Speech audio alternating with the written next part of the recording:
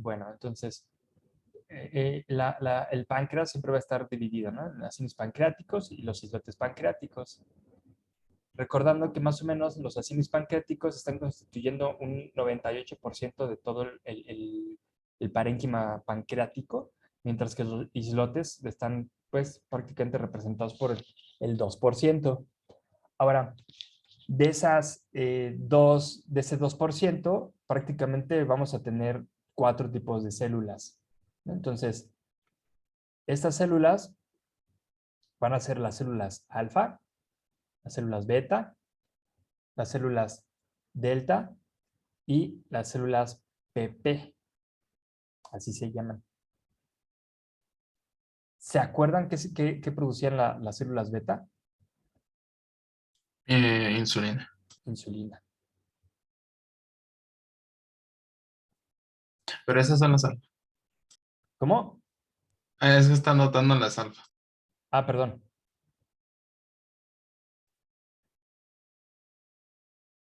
Las beta, entonces insulina.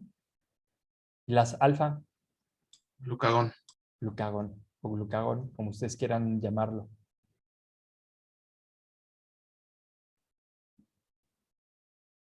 La delta, Somatostatina. somatostatina, muy bien.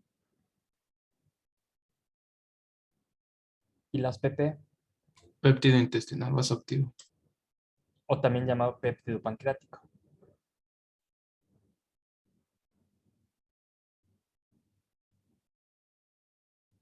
Ok, ahora aquí realmente es bien importante recordar pues, la función que guardan cada una. Normalmente las que tienen como una repercusión importante en términos patológicos son estas dos, ¿no? Son las que normalmente podemos llegar a ver en situaciones más a menos comunes. Las otras dos pues son relativamente raras de observarse, pero realmente no hay como muchas situaciones específicas que nos puedan llevar como a patologías de estas dos hormonas, ¿no? Nada más ahí a ver si me recuerdan cuál es la función del glucagón o glucagón, como quieran decirlo. Ahí nada más no lo vamos a escribir, nada más lo vamos para que quede como en la clase, ¿no? ¿Se acuerdan? Es almacenar glucosa, ¿no? Es una hormona que es siempre va a estar respondiendo en situaciones de hipoglucemia, ¿no? Y te va a promover que la glucosa, las concentraciones de glucosa incrementen, ¿no? Como dicen aquí, es hiperglucemiante. Ojo ahí, Yamil, el hiperglicemiante, hay que empezar a acostumbrarnos a que sea glucemia, porque tenemos glucosa, no glicosa. Cuando hablamos de hiperglicemia, hipoglicemia, es más bien un anglicismo, porque en inglés sí se escribe con una Y, ¿no? Pero en español, médicamente adecuado es glucemia, ¿no? Entonces, bien. Entonces, es una hormona hiperglucemiante. Normalmente lo que hace es, va a promover la hiperglucemia por medio, va a estimular la glucogenólisis y también la gluconeogénesis. También puede promover en cierto grado la generación de energía por medio de la lipólisis y la cetogénesis. ¿Qué hace la insulina? Internaliza la glucosa a la célula. Internaliza la glucosa a la célula. También va a tener acciones específicas en algunas hormonas, por ejemplo, la lipoproteína lipasa, va a estimular la lipoproteína lipasa, también va a estimular eh, como que eh, que se use la glucosa y que también se utilicen muchos aminoácidos y ácidos grasos para poder producir muchos procesos en los cuales puede estar la glucosa y otros procesos metabólicos. eh, eh, Se me van las palabras, no sé por qué de repente me pongo todo menso. Yo les di tiempo para que se desamensen y el menso soy yo. Relacionados, procesos relacionados. ¿Qué hace la somatostatina?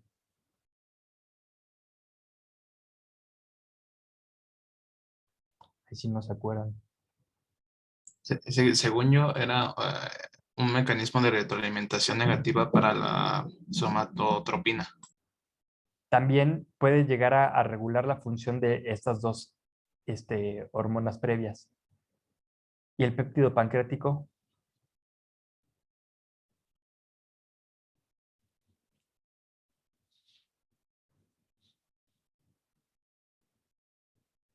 ¿No?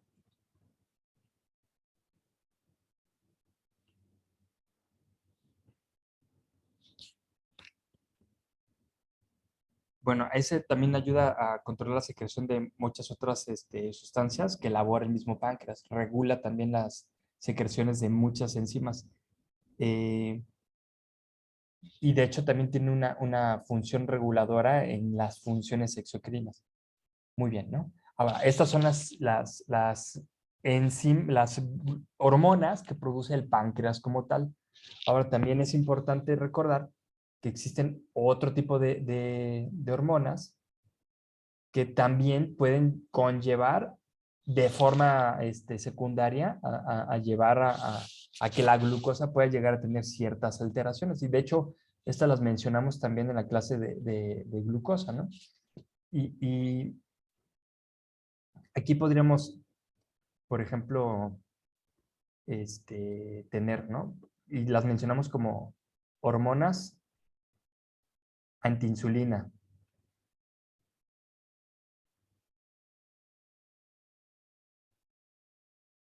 Y son hormonas que van a tener prácticamente como función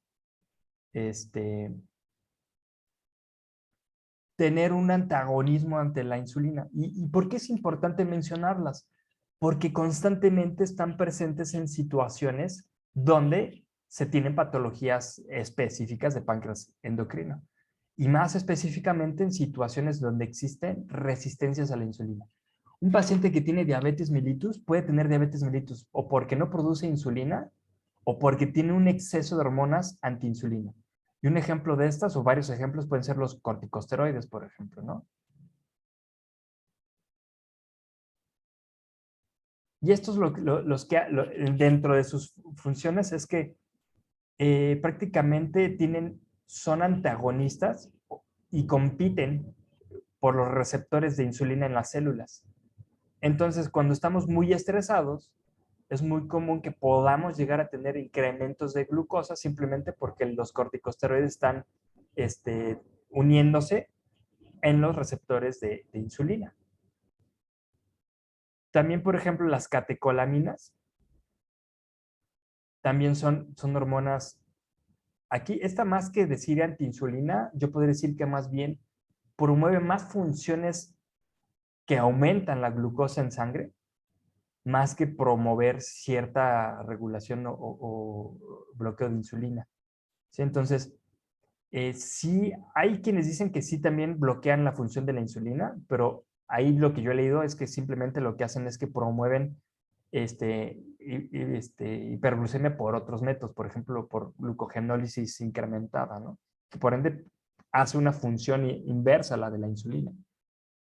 Hay algunas otras, por ejemplo, la hormona del crecimiento también se ha correlacionado a que puede afectar en cierto grado la función de la insulina.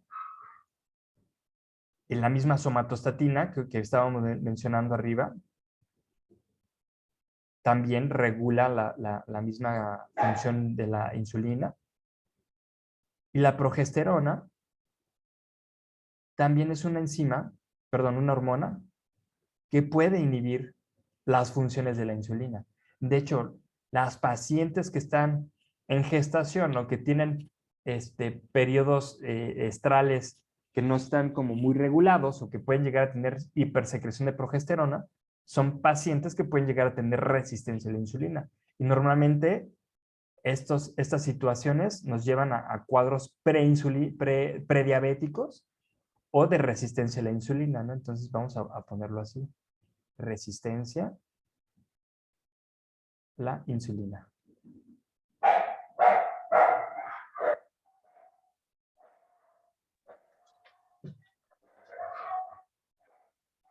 Permítame tantito.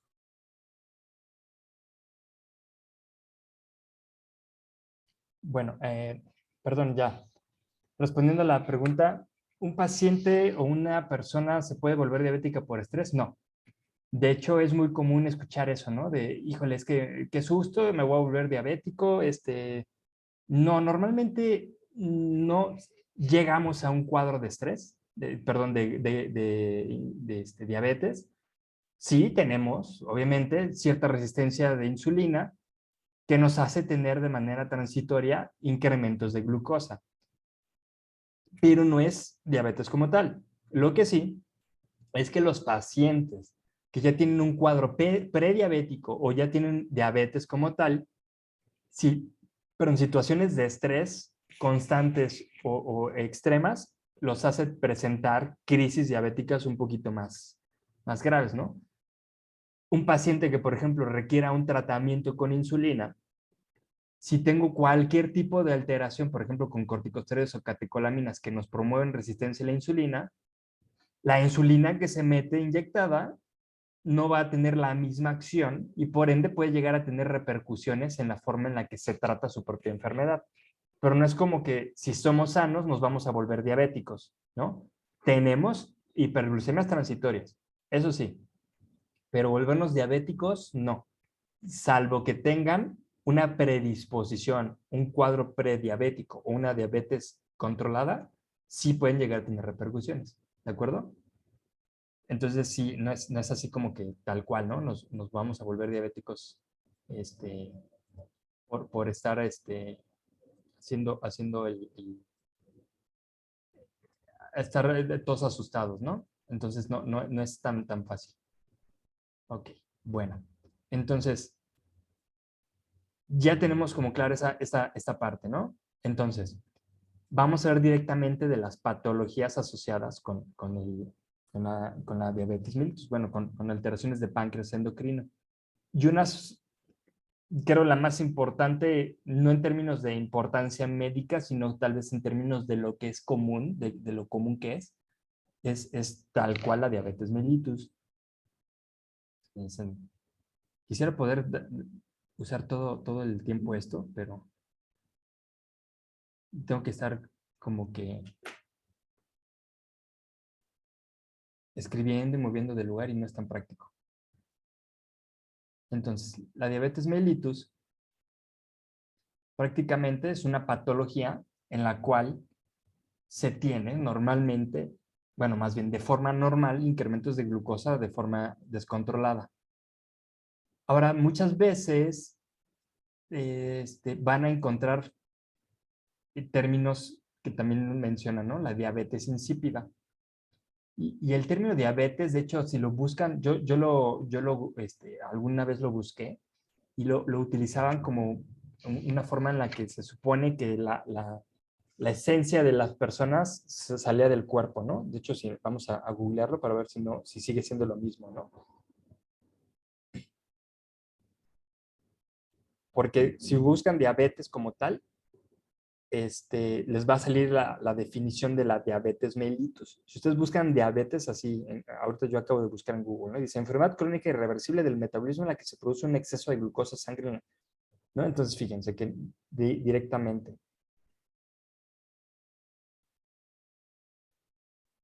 Si buscamos la etimología, digo, esto puedes decir, ¿y esto como por qué nos lo dice? Es que no tiene como tal una etimología, ¿no? Pero dice, el término diabetes procede del griego diabetes, que a su vez deriva del verbo diabaino, que es caminar, formado a partir del prefijo dia, a través de vano, andar y pasar, ¿no? Entonces, lo que quiere decir la palabra, dice, la presencia, espérenme, déjenme lo encuentro.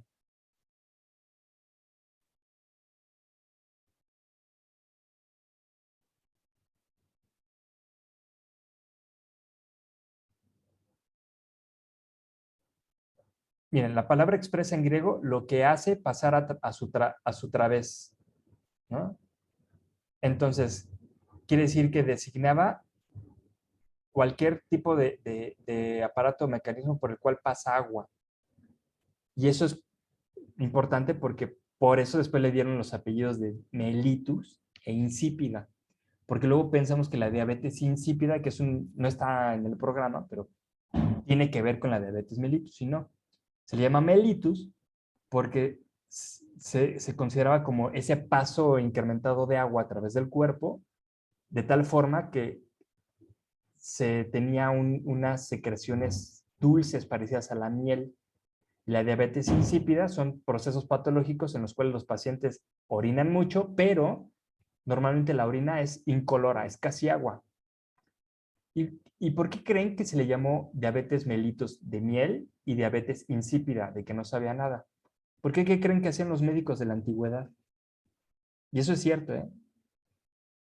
Para poder determinar que un paciente tenía diabetes mellitus o diabetes insípida, es decir, veían a un paciente que orinaba mucho.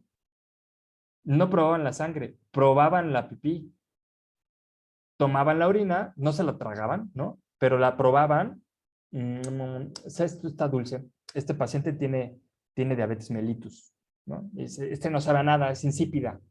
Entonces, los procesos de diabetes se relacionaban a pacientes que perdían como su esencia a través de paso exacerbado de agua a través de un órgano, ¿no? Entonces, pues ya saben, si no tienen tiras reactivas de orina, pues tienen su lengüita para poder determinar si un paciente tiene diabetes mellitus. Entonces, tenemos dos tipos de diabetes mellitus. Tenemos la diabetes mellitus insulino dependiente.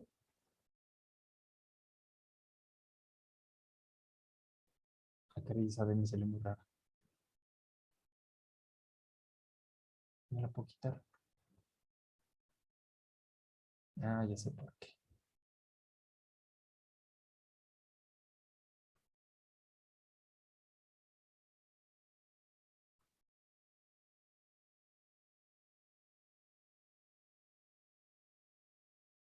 Ya. Entonces es diabetes mellitus insulino dependiente y la diabetes mellitus no insulino dependiente. Ok, a esta normalmente, de hecho es mucho más común escuchar esta como diabetes tipo 1 y de hecho seguramente ustedes lo habrán escuchado más comúnmente en todo lo que han escuchado de diabetes y esta la consideran la diabetes tipo 2. Por ahí creo que le llegué a leer que estaban mencionando una tipo 3 pero no vamos a meternos en eso, ¿no? Normalmente la tipo 1 que es diabetes mellitus insulino dependiente, pues se llama insulino dependiente porque directamente aquí los pacientes no producen insulina, ¿sí? Entonces aquí no hay producción de insulina. Aquí sí se produce insulina, pero hay resistencia a la insulina. Entonces, sí, se tienen cuadros de hiperglucemia, pero lo que nos lleva a esos cuadros de hiperglucemia son o que no produces insulina o que tiene resistencia a la insulina. Lo cual aquí sí tenemos producción de insulina. ¿Sí? Aquí sí se produce insulina. Muchas veces piensa, el páncreas no sirve. No, sí sirve. Lo que pasa es que hay una situación que incluso puede ser reversible que nos lleva a un proceso de diabetes. En humanos, por ejemplo, es más común la tipo 2 y se asocia más a situaciones de obesidad porque pues hay algunas alteraciones hormonales que nos llevan a procesos de resistencia de insulina. En cambio, no es tan común la tipo 1. Es más complicada la tipo 2, depende. Depende de la situación, porque, por ejemplo, una tipo 2 por lo general no suele ocasionar cuadros clínicos tan importantes. Y normalmente, por lo menos en humanos y en algunos animales, incluso se puede manejar simplemente con dieta y ejercicio y algunos medicamentos, ¿no? Y si fuera el caso, si hay un proceso de resistencia a la insulina que puede ser reversible, por ejemplo, un incremento de cortisol. No, tratas el cortisol y el problema de la resistencia a la insulina se acaba, ¿no? En cambio, el problema de no producir insulina es que, pues, una vez que tu páncreas está dañado, y puede darse, o sea, puede ser una situación secundaria a un proceso de daño pancreático crónico, ¿no? Una pancreatitis crónica o algún proceso ya este, inmunomediado, muy específico, ¿no? Pues sí, ahí vas a requerir insulina de por vida. Y pues sí, puedes pensar, pues solo es suplementación hormonal, pero dependerá, ¿no? Porque tal vez hay gente que sin ningún problema puede estar haciéndole, porque tener un paciente con diabetes mellitus es mucha chamba, como propietario es mucha chamba. Entonces puedes tener gente que dice, no me importa, ¿no? Yo voy a hacer lo posible por mi paciente y mi animalito, voy a estarle tomando la glucosa todos los días y aplicándole su insulina sin falta, ¿no? Pero hay gente que, pues, ni siquiera llevan a los pacientes al médico, entonces, pues, menos vas a esperar que van a tomar el compromiso de por vida de atender a su animal. Entonces, normalmente esta suele asociarse a problemas, eh, pueden ser situaciones inmunomediadas, es lo más común, un cuadro inmunomediado, que por ejemplo hay una respuesta autoinmune directamente hacia las células beta, ¿no? Y directamente hay muerte de células beta y por ende tenemos esa deficiencia, ¿no? Muchas veces puede haber cuadros genéticos, son pacientes que ya tienen una predisposición a a ser diabéticos, ¿sí? Y simplemente pues tiene una disfunción específica en algunas zonas de los islotes. Muchos también pueden ser secundarios a pancreatitis. Un paciente que tiene una pancreatitis, tanto sea aguda o crónica, que llegue a tener un daño de más del 90% del parénquima pancreático, puede llegar a tener diabetes mellitus. Eh, por ejemplo, también estos pueden estar asociados más a obesidad. En gatos sí puede, si tiene un gato gordo, de verdad empecemos a considerar porque puede llegar a haber ciertas situaciones que nos puedan llevar al gato a tener diabetes mellitus, ¿no? A tener resistencia de insulina. Y en humanos se ha visto, por ejemplo, una hormona que es producida por el tejido graso que se llama la leptina, que se ha visto que tiene mucha participación en estos procesos.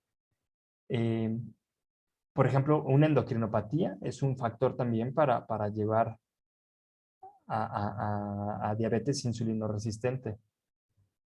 Por ejemplo, un hiperadrenocorticismo. ¿De acuerdo?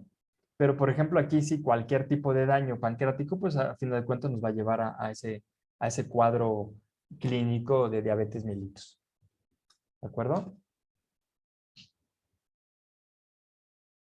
Justamente es lo que sigue. ¿Qué signos clínicos vamos a observar en un paciente con diabetes mellitus?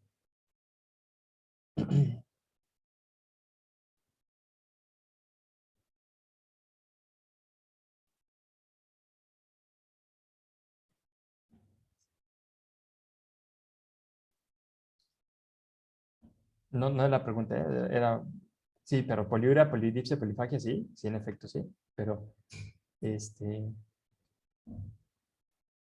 vamos a poner el título.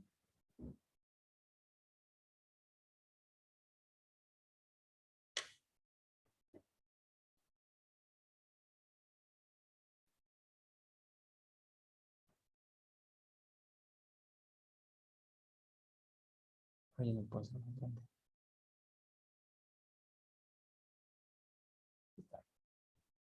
Signos clínicos que podemos observar en un paciente con diabetes mellitus. Que ojo, los signos clínicos generalmente pueden derivar de la hiperglucemia, ¿sí? Generalmente derivan de esa misma hiperglucemia. Y una es poliuria, esto los voy a poner aparte, y polidipsia, justamente como ya estaban mencionando, ¿no? Que ojo, es muy importante. Siempre yo he visto mucho como en algunos colegas, ¿no? Que siempre dicen, es que perro que ven tomando mucha agua y orinando mucho, siempre tiene poliuria polidipsia. Pero, ¿por qué no polidipsia poliuria? Esto es un incremento en la cantidad de orina, o orinan mucho, y esto es que toman mucha agua. Entonces yo les pregunto, ¿hay diferencias? Y yo les digo, este paciente tiene poliuria polidipsia, y ese otro tiene polidipsia poliuria. ¿Hay diferencias?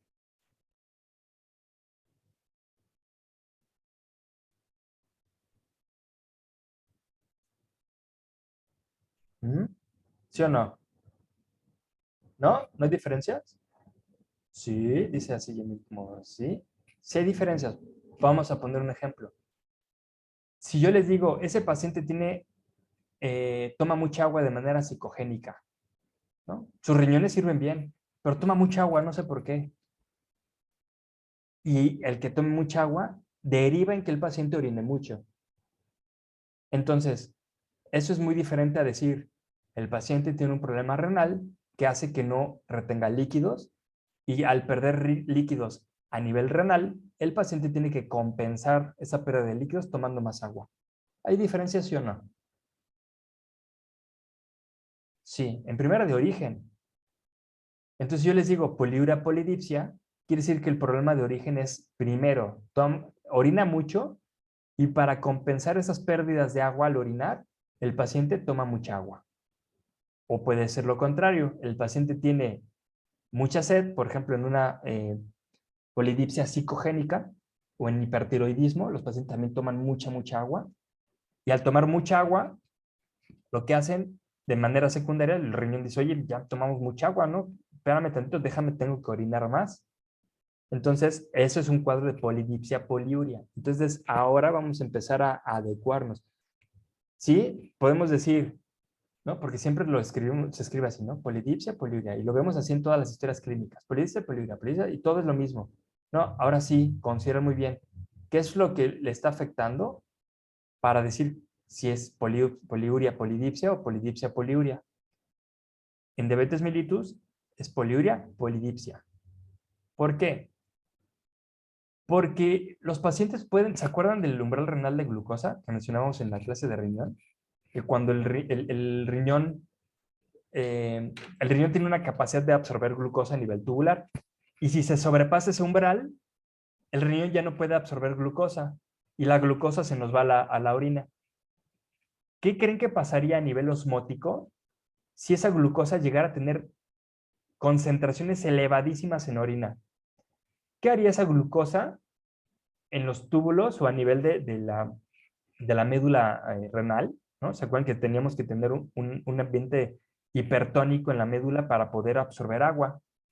Y si la hipertonicidad está en la orina porque hay mucha glucosa, ¿qué va a pasar con el agua? ¿Se queda en el riñón o se va del riñón?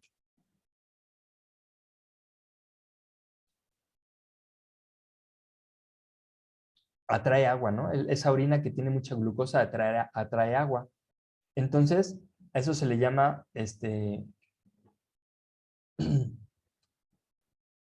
perdón, eso se le conoce como una diuresis osmótica, ¿sí?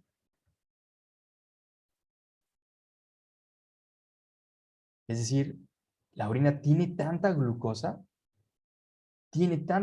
esa orina, que hace un efecto osmolar y jala agua hacia el interior de los túbulos. Por ende, es que estos pacientes orinan mucho, todo el tiempo orinan, porque tienen tanta glucosa en la orina que jalan agua, el agua se va hacia la orina y el paciente, para tratar de compensar esas pérdidas, pues lo que hace es prácticamente tener que tomar más agua, ¿no?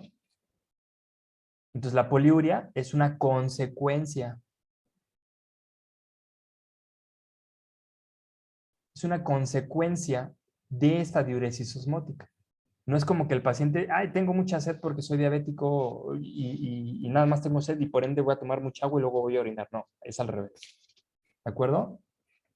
Luego tenemos, ya habían mencionado, la polifagia. Y bueno, normalmente esta polifagia se ocurre porque los pacientes, al no tener un buen metabolismo de la glucosa, no poder utilizar esa glucosa, tienen que utilizar otras vías metabólicas para obtener energía. Y al no poder obtener energía del, digamos, como que del nutriente que es más común del cual obtener energía, que es la glucosa, pues el paciente va a tener que sacar energía de las grasas, pero al obtener energía de otros tipos de moléculas, el cuerpo también va a tener un desbalance energético negativo. Y al tener un desbalance energético negativo, el paciente va a tener la necesidad de constantemente decirle al centro de saciedad del cerebro, ¿sabes qué? Yo no tengo suficiente energía. Come más, por favor, ¿no? Me falta energía, necesito que consumas más carbohidratos, más dulces, porque de plano no puedo, ¿no? Con esto. Entonces, los pacientes tienen polifagia. Y obviamente, al tener un desbalance energético negativo, y al tener que utilizar vías metabólicas alternas para obtener energía, es muy común que tengamos una lipomovilización incrementada e incluso, si fuera el caso, también proteólisis. Entonces, por eso los pacientes tienen pérdida de peso o también pérdida ponderal, ¿no? Si ustedes han leído pérdida ponderal de peso, es un pleonasmo. Si dicen ponderal, eso ya quiere decir que es de peso. Y estas se les conoce como las 4 P's de la diabetes mellitus. 1, 2, 3, 4. ¿Sí? Eso en todo foro, libro que vean, siempre van a encontrar esas 4 P's, ¿no? Las 4 P's de la diabetes mellitus. Esos son por lo menos 4 signos más comunes que se observan en cualquier paciente con diabetes mellitus. Unos más que otros, obviamente. Por ejemplo, un paciente tipo 1 va a tener más pérdida de peso que un tipo 2, ¿no? Por ejemplo. Sí, eventualmente puede bajar de peso, pero en términos de la capacidad metabólica que tienen, son metabólicamente más incompetentes los tipo 1 que los tipo 2. ¿De acuerdo? Ahora, normalmente es bien importante también entender que no todas las células del cuerpo requieren de la insulina para obtener glucosa. Por eso es que, por ejemplo, vemos que el músculo y el hígado requieren de la insulina para obtener glucosa y obtener energía. ¿Sí? Pero, por ejemplo, los enterocitos no necesitan de la insulina para poder absorber glucosa. Por eso es que los pacientes comen y sí absorben glucosa, pero no la internalizan. También no ven que los pacientes pierdan el conocimiento porque, ay, es que ya no tengo suficiente glucosa para mis neuronas. Las neuronas tampoco necesitan la insulina para la glucosa, ni los eritrocitos tampoco, ni las células tubulares renales. ¿Sí? Son solamente el hígado, el músculo y el tejido, los adipocitos, los que necesitan la insulina para la glucosa. Puedes decir, pero entonces, ¿por qué es tan importante? Sí, porque los efectos secundarios son los que repercuten. Y muchas veces el tener esa poca energía lleva a que los pacientes puedan presentar letargia. ¿Sí? Son pacientes que obviamente al no tener un buen metabolismo de la glucosa, pues no tengan tampoco una muy buena eh, capacidad como funcional, ¿no? A pesar de que sí, las neuronas no necesitan insulina, pues no es como que tampoco estén al 100, ¿no? No van a tener suficiente energía metabólica para poder tener una función muscular adecuada. Muchas veces, y esto más bien no es un signo, más bien es un hallazgo en imagenología, y en algunos casos, por ejemplo, en gatos, que sí es más fácil hacer palpación transabdominal, podemos llegar a ver hepatomegalia. Y esto es porque los pacientes, pues al tener que obtener energía por medio de otras vías, lipomovilizan mucha grasa. Y esa grasa lipomovilizada se acumula en el hígado. Y entonces lo que podemos llegar a observar es una lipidosis hepática. Y por eso vemos ese hígadito que está aumentado de tamaño, ¿no? Porque simplemente está lleno de grasa cada uno de sus adipocitos. Pueden llegar a haber cataratas y esto es un signo que ya es irreversible. Y esto es porque pues se requiere de la insulina para que las córneas puedan obtener energía por medio de un proceso que se llama, bueno, por un tipo de carbohidrato que se llama sorbitol.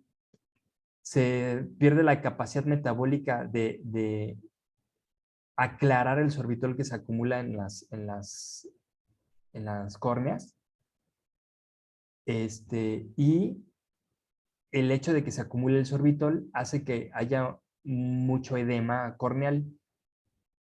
Entonces hay edema corneal y aparte se forman estas cataratas. Y una vez que esto ocurre, ya es irreversible, ¿no? La dificultad de la cicatrización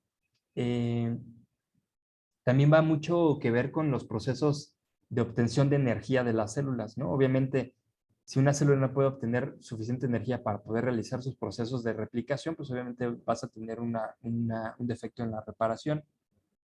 En gatos y en humanos es relativamente común llegar a ver neuropatía. Y de hecho, llegan a ver algunas situaciones en donde los gatos de plano pierden como una función neurológica de las patitas, que incluso puede hacer que estén totalmente, ya ven que los gatos son digitígrados, ¿no? Se paran en los deditos. Estos llegan ni siquiera mencionamos que son palmígrados, o sea, llegan a apoyar casi todos los tarsos, ¿no? O sea, y eso también es un signo muy específico de diabetes mellitus en gatos. Y también aquí hay defectos en la mielinización de los nervios para poder llevar a cabo bien esas funciones, ¿de acuerdo? Ok, a ver. Listo. ¿Hasta acá tienen alguna duda?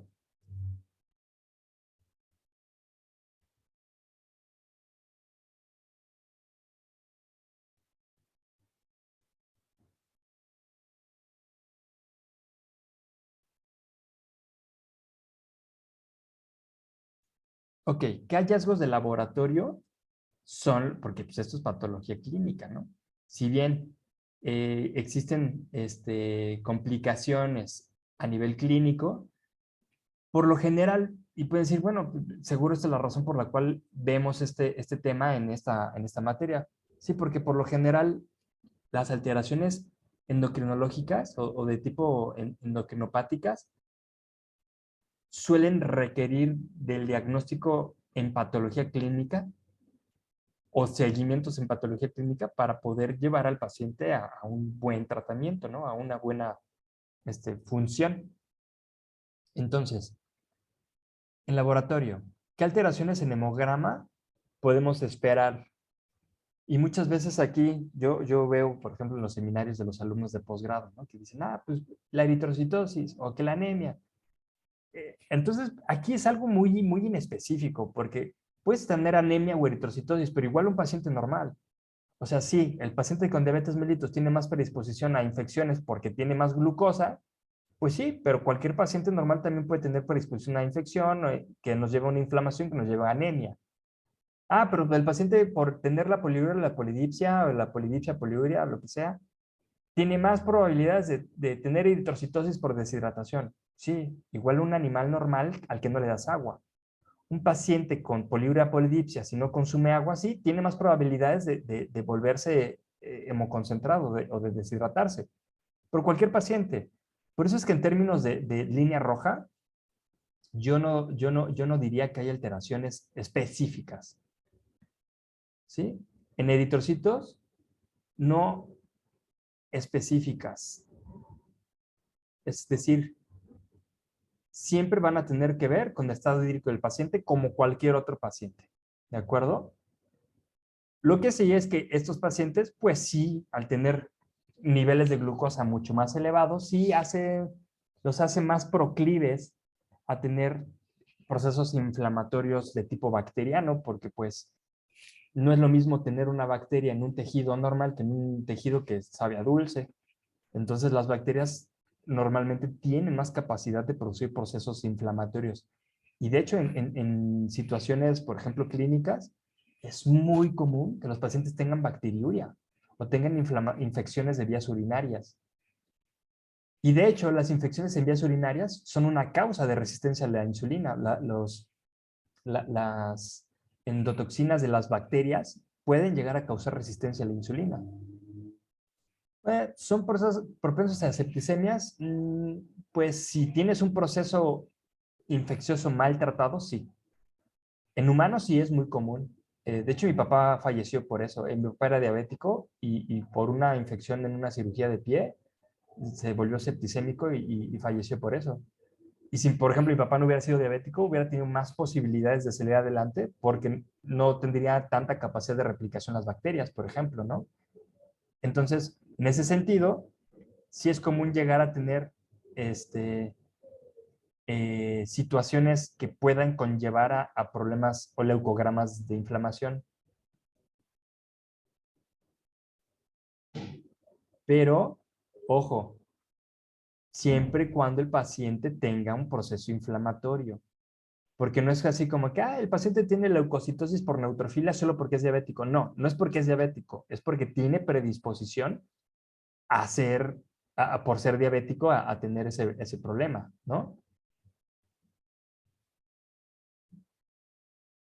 En una bioquímica, ¿qué es lo que esperaríamos? Pues obviamente creo que el principal es la hiperglucemia, ¿no? Ya sea por resistencia a la insulina o por pérdida de insulina o disminución de insulina. ¿De acuerdo? Y pues creo que es fácil. De inicio, pues se entiende con todo lo que hemos visto hasta ahora, ¿de acuerdo? Pero, por ejemplo, el paciente, pues sí puede llegar a tener hiperlipidemia. Sí, sí se acuerdan, ¿no? Que dijimos que el paciente tiene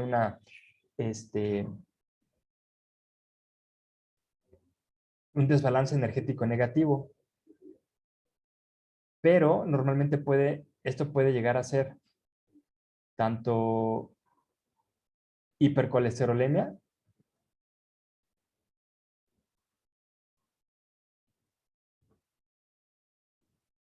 como hipertrigliceridemia.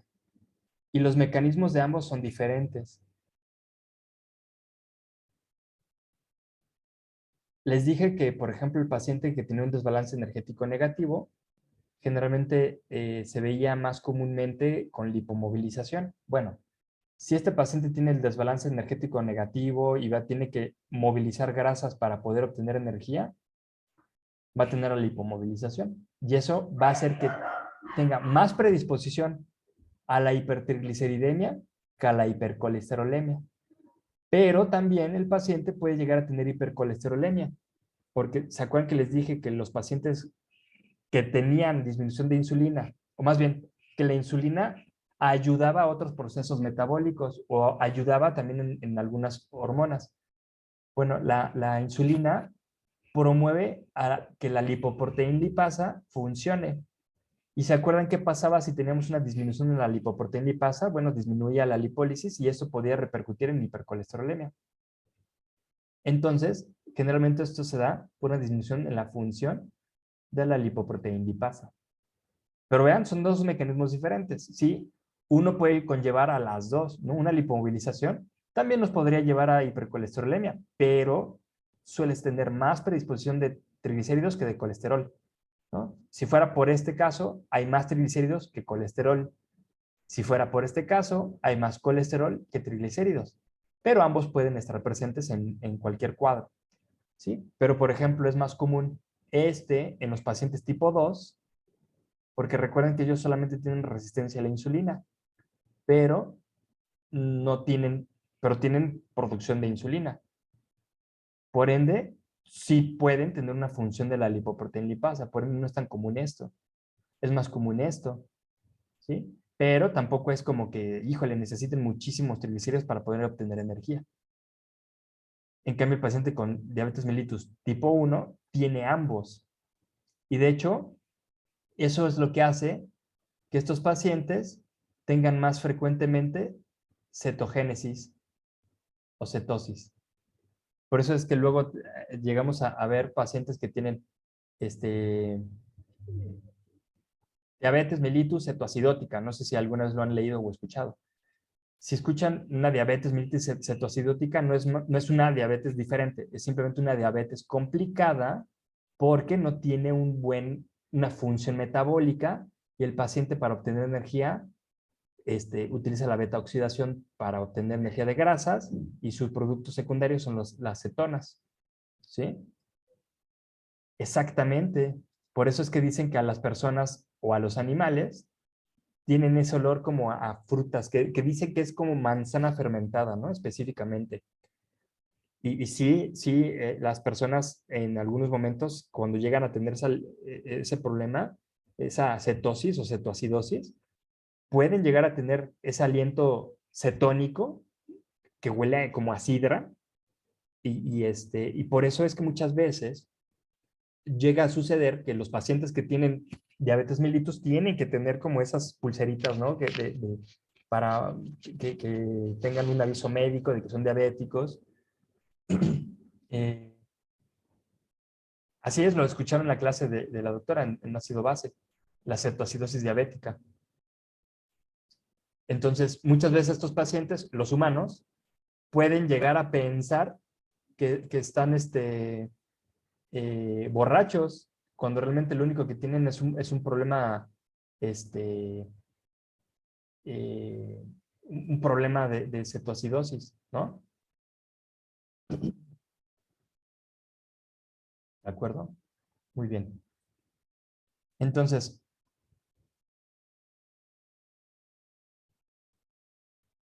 no me he desconectado, ¿verdad? Porque de repente, como que... Me trabé en alguna parte. ¿Qué es lo que no escucharon?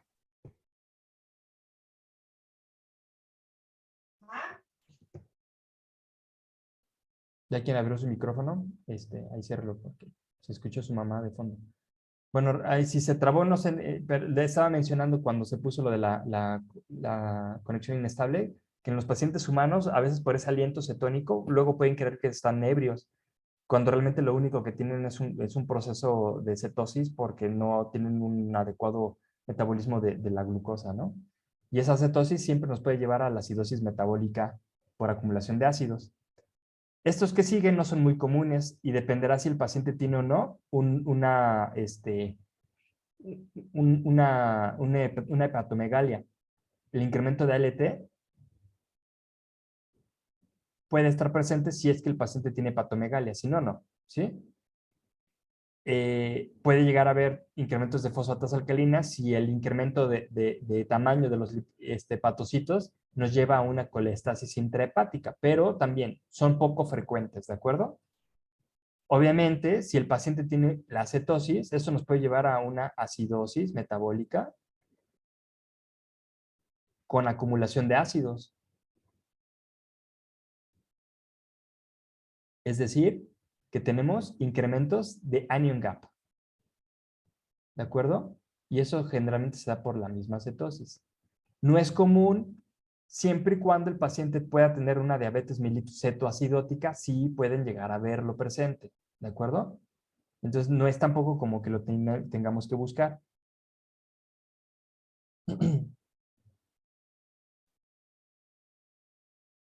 Vamos a poner el urianálisis con amarillo. ¿Y qué podemos observar en un urianálisis? Bueno, normalmente la densidad urinaria por lo general suele estar incrementada y se menciona que puede estar por encima de 1.025. ¿Por qué? Porque la glucosa que tenemos la glucosa que tenemos en la orina puede incrementar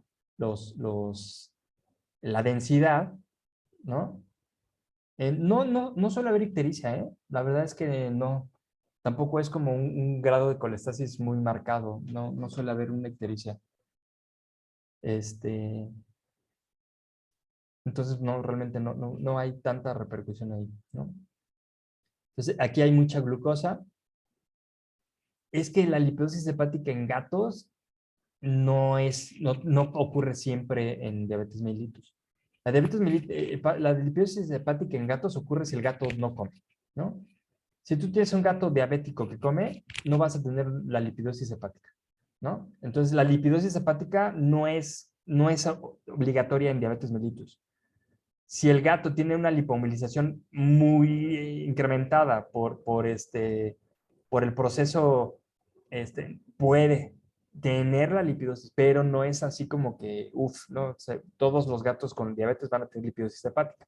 Sí tienen predisposición, claro, pero no es muy común. Además de que el tipo de resistencia a la insulina tampoco nos suele llevar a situaciones de lipomovilización tampoco tan marcadas. Sí, entonces difícilmente puede llegar a ocurrir.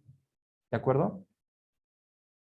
Obviamente, si se sobrepasa el umbral renal de glucosa, lo cual es súper frecuente, es muy común tener glucosuria. ¿De acuerdo? Si es que el caso de la acidosis metabólica por cetoacidosis nos lleva a la generación de cuerpos cetónicos, vamos a tener cetonuria. Pero es variable y siempre dependerá de que esté presente esta situación, ¿no? La cetoacidosis. Si no, no es como que todo paciente con diabetes mellitus tenga que tener cetonuria. Ahora, otras cosas que pueden ser variables, ¿no? Y que tienen que ver también con la situación del leucograma, es que puede, al tener glucosuria, suele ser muy común, incluso por bacterias normales en el cuerpo, que los pacientes tengan bacteriuria. Y eso nos lleva a un proceso de infección en vías urinarias, lo cual de manera secundaria nos puede llevar a un proceso de proteinuria postrenal. ¿De acuerdo? Entonces, si yo les hago un examen con un caso clínico donde está la diabetes mellitus, ¿cuáles son las claves para buscar y decir, mi caso clínico es diabetes mellitus?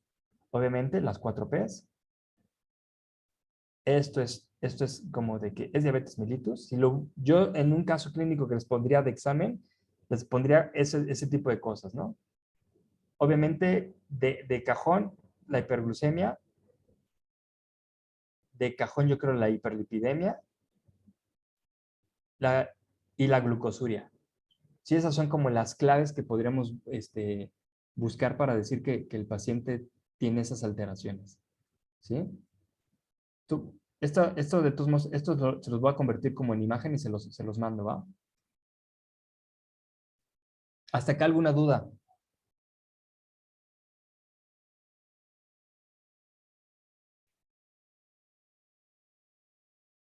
Ok.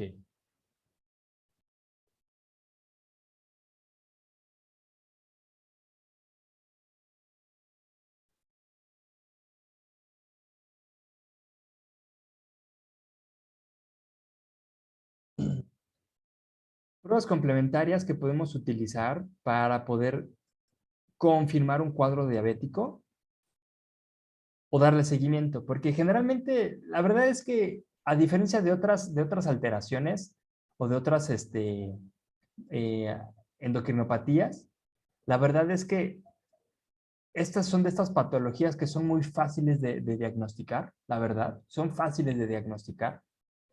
Y si hay algún médico que se le vaya por ahí una diabetes mellitus, es simplemente porque pues, no se acordó de las clases de sexto semestre y de medicina de perros y gatos, ¿no? Pero es muy fácil de diagnosticar. De hecho, solo con el laboratorio clínico y los signos clínicos son más que suficientes para poder diagnosticar un cuadro diabético. Pero bueno, hay otras pruebas que nos pueden ayudar muchísimo para poder entender la situación, ¿no?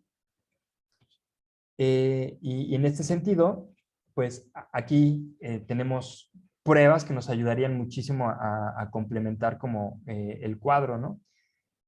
Y yo creo que de las principales y que yo creo que se usan muy de forma cotidiana es la medición de fructosamina. Es más, miren, vamos a ponerlo como es la medición de proteínas glucosiladas. ¿Sí?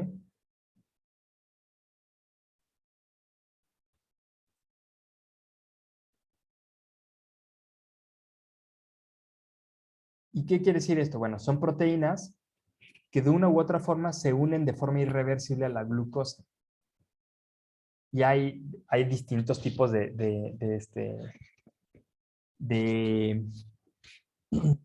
proteínas glucosiladas. Una es la fructosamina,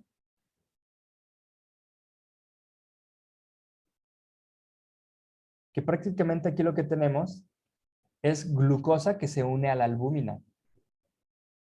Entonces, para poder medir fructosamina, pues lo que tenemos que entender es que la glucosa se puede unir a la albúmina y a esto se le llama fructosamina. Esta unión de la glucosa con la albúmina generalmente nos va a ayudar a determinar la glucemia de 2 a 3 semanas previas a la toma de muestra. ¿Sí? ¿Por qué? Porque aquí lo que estamos considerando es esa glucosa se une a la proteína y esa proteína va a estar unida a la glucosa el tiempo que dure su vida media. Y la vida media promedio de la albúmina es aproximadamente de unas 2 semanas, de entre 1 a 2 semanas. Entonces, cuando yo saco sangre, lo que yo estoy haciendo es medir prácticamente, digamos, como que el promedio de albúmina unida a la glucosa, dependiendo de su vida media, y por ende es que esto nos va a ayudar a determinar la glucemia de 2 a 3 semanas previas.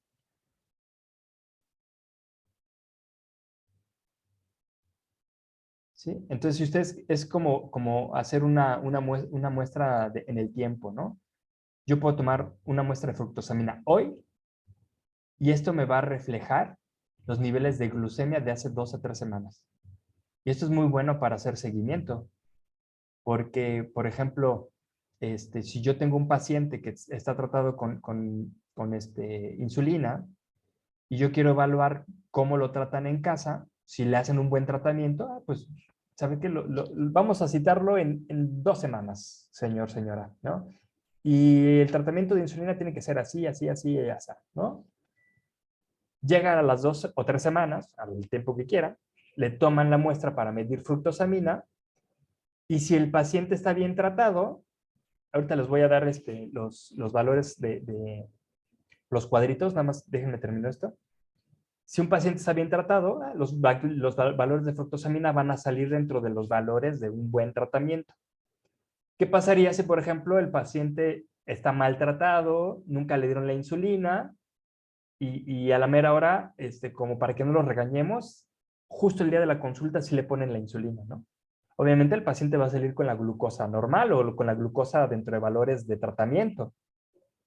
Pues esto es una forma así como decir, vamos a ver si es cierto que estás haciendo el tratamiento. Si el propietario no ha dado el tratamiento previo al día de la consulta, la fructosamina va a salir elevada. ¿Sí? Entonces, ahorita les pongo un cuadrito con los valores de referencia, ¿sí? Hay otra proteína glucosilada que es la hemoglobina glucosilada.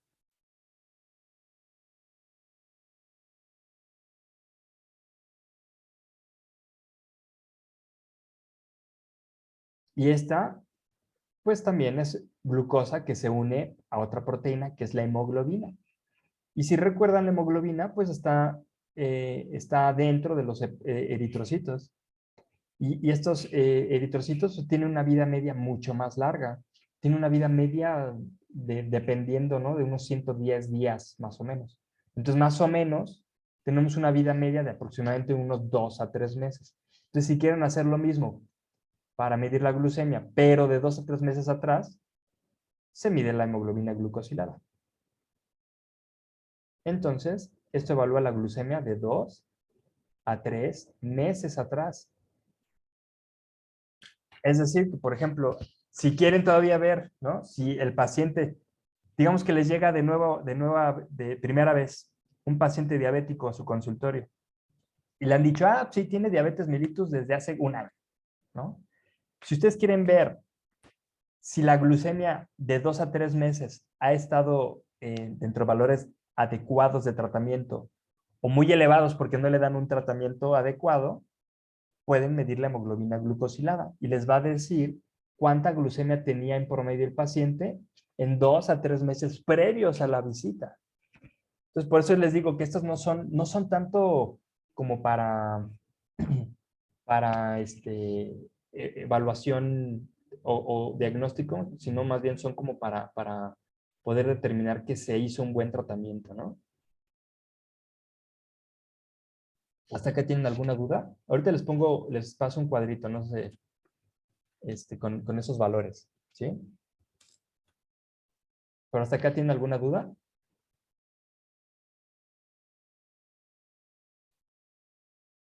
Ok.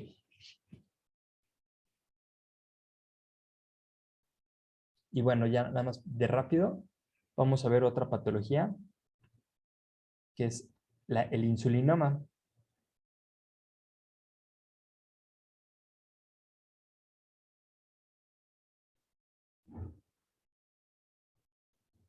Y eh, es realmente, su nombre lo dice, pues, su sufijo oma, pues nos habla de un proceso tumoral, ¿no?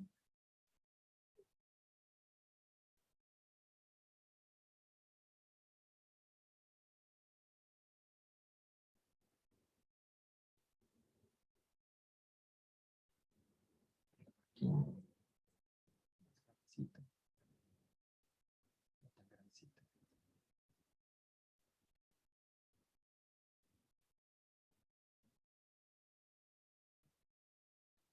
Ok. El insulinoma es muy poco común, pero normalmente esto es una neoplasia, ¿sí? De células beta.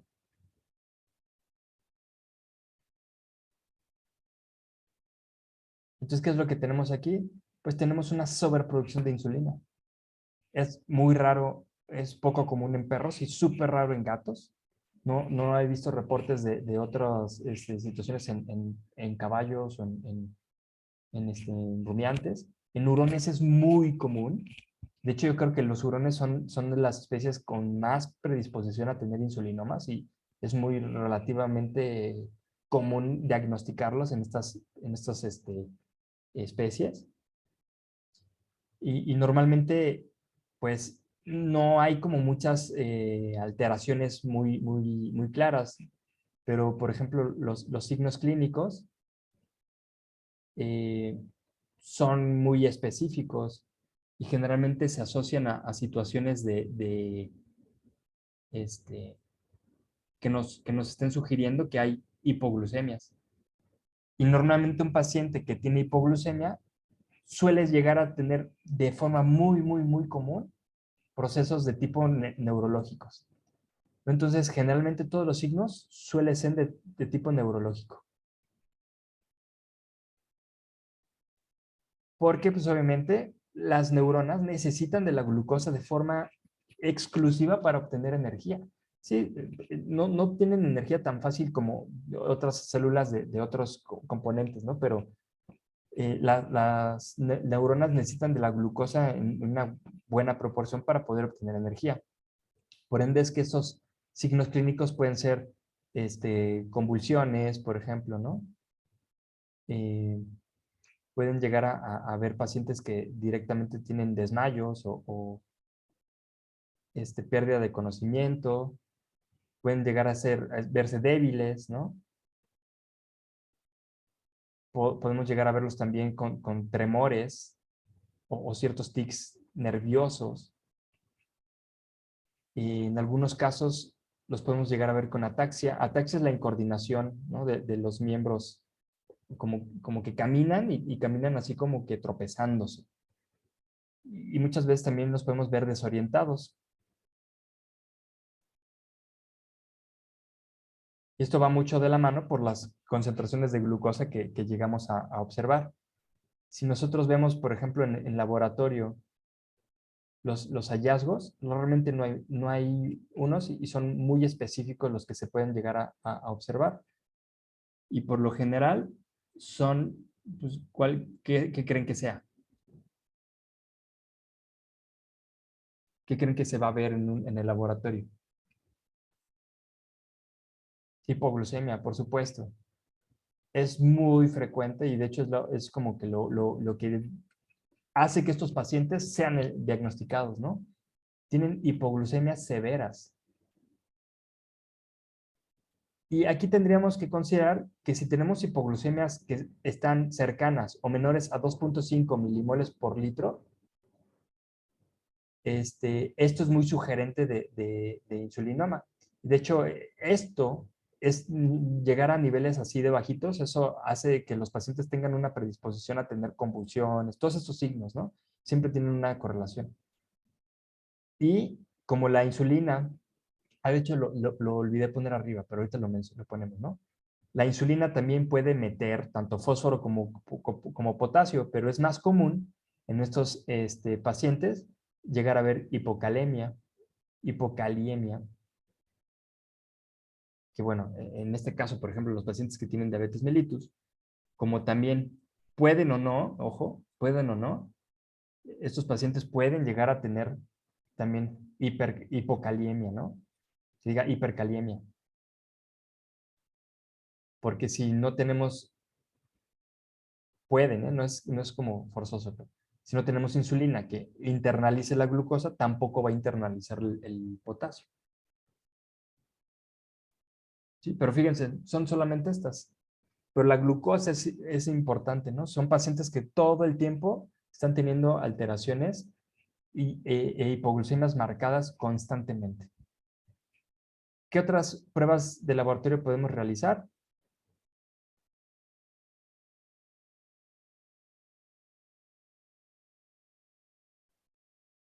Pues la fructosamina también es un indicio importante, es un indicador importante.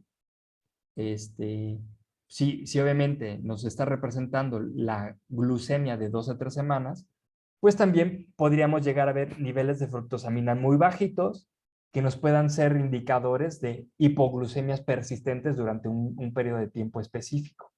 ¿Sí? Entonces, por ejemplo, hacer una medición de fructosamina también es una razón importante, ¿no? Bueno, un factor importante. Aquí veríamos una disminución de este valor. Obviamente también medir la hemoglobina glucosilada también puede servir, que digo, aquí directamente sería complicado que un paciente con insulinoma, sin tratarse, pues dure tanto tiempo, ¿no? Generalmente llegan a consulta antes o mueren antes.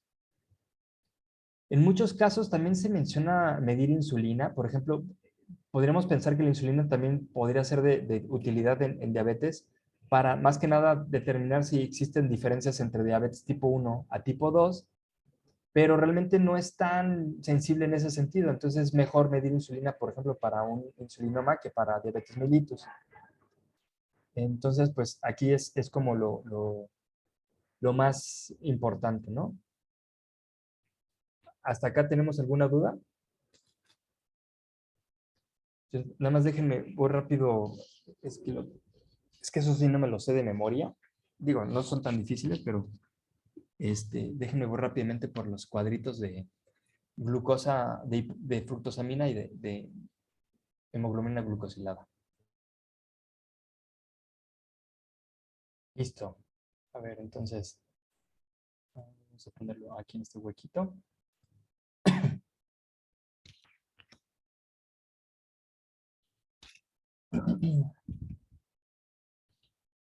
Por ejemplo, una cuestión, considerando, por ejemplo, que la fructosamina se une bueno, es prácticamente la proporcional a la albúmina unida a la glucosa, las situaciones en las que puede ocurrir eh, hipoalbuminemia pueden llevar a que la fructosamina salga disminuida de forma artificial, ¿no? Entonces, esta está afectada por hipoalbuminemia.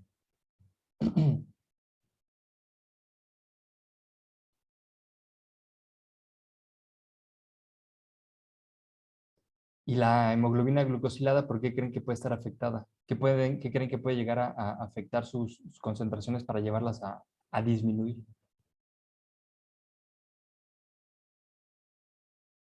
A ver, lógica. Si aquí es la hipoalbuminemia, aquí, hemoglobina, ¿no?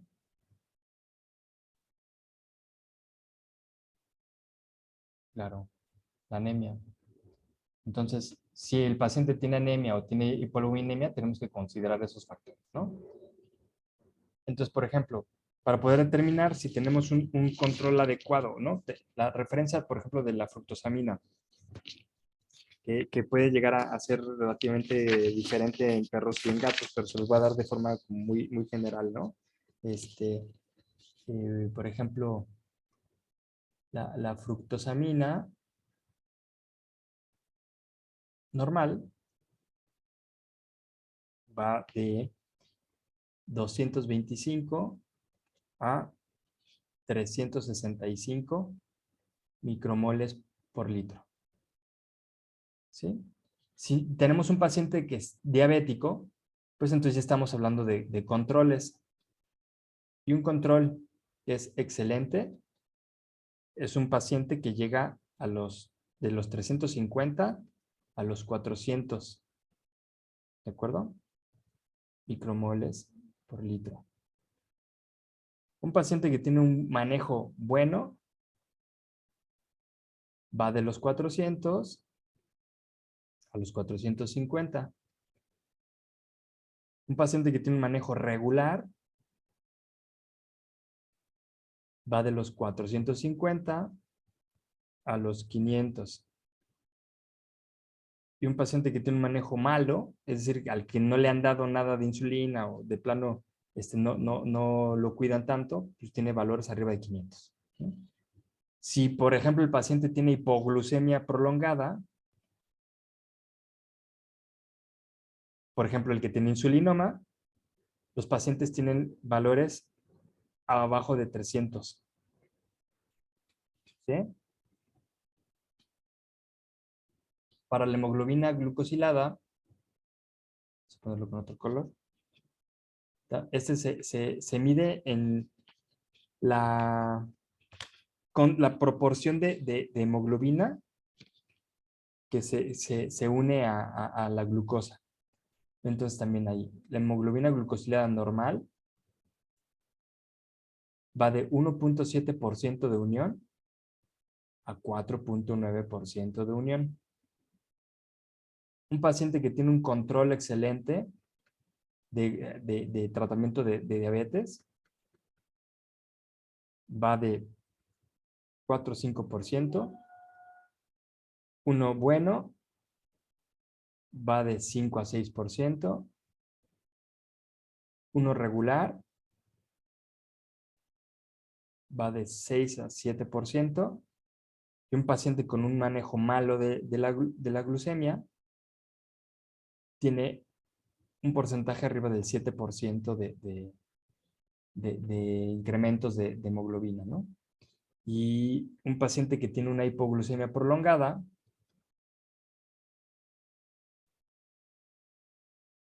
tiene concentraciones abajo de 4%. Que si se dan cuenta, bueno, si el normal es de 1.7 a 4.9, pues es un poquito ambiguo e inespecífico ¿no? Entonces siempre lo tendríamos que correlacionar con la medición de fructosamina, a la vez de que también se tiene que valorar con las concentraciones de glucosa presentes en ese momento, ¿no? Entonces, bueno, hasta acá tenemos toda la clase. Esto se los voy a ver si lo puedo guardar como en un archivo y se los mando, ¿va? ¿Alguien tiene alguna duda o algo que quisiera que expliquemos más a fondo o alguna situación particular? ¿Les gustó la dinámica? Así como en pizarroncito, así. ¿Cuál sería el valor de referencia de insulina para poder saber qué trata de insulinoma no hay? Ahí depende del laboratorio, porque también dependerá del método por el cual se mida la glucosa, perdón, la insulina. Y muchas veces, esa es una situación que a veces pensamos, ¿no? Que todos los animales deberían de tener un valor de referencia fijo, pero realmente los valores de referencia están determinados por el método por el cual se mide cierta proteína, hormona, etcétera, etcétera, ¿no? Entonces, Ahí pues creo que es dependiendo del laboratorio donde lo mandes, es que se tiene que tener estandarizados los valores de referencia. ¿De acuerdo? Yo me fui de la letra chiquita a hacerla más grande cada vez, ¿no? ¿Se dieron cuenta? Bueno, entonces voy a parar aquí el video